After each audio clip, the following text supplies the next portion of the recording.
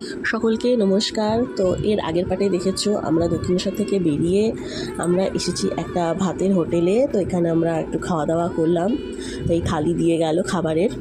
থালিতে ছিল ভাত, ডাল, একটা সবজি, মাছ, চাটনি, পাঁপড়।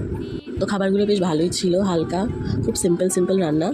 আর এই গরমে সকলেরই একটু হালকা খাবার খেতেই ভালো লাগে, আর লাস্ট পাতে চাটনি পেলে তো আরোই ভালো লাগে। স্কাইওয়াকের নিচে থেকে টোটো ধরলাম একদম সোজা আদ্যাপীঠ। আর এই হচ্ছে আদ্যাপীঠের দুর্গা মন্দির। এখানে আমরা ভেতরে ঢুকলাম। তো ছোট ছোট এখানে সব দেবতারই মন্দির আছে, জগন্নাথ দেবের মন্দির, দুর্গা মাতার মন্দির। ও এই মন্দিরে একটা ইতিহাস আছে। তো অন্নদা ঠাকুর এই মন্দিরে স্বপ্নাদেশ পেয়েছিলেন। এই মন্দির নির্মাণের জন্য যে সময় উনি নিয়েছিলেন সেই সময়ের মধ্যে মন্দির শেষ করতে পারেননি, সেই জন্য এখানে কোনো রকম নারী প্রবেশ বন্ধ। এখানে সন্ন্যাসীরা এখানে পুজো করেন, আর এখানে কোনো রকম নারী পুরুষকে ঢুকতে দেন না। তো সকলেই নাট মন্দির থেকে মাকে দর্শন করেন।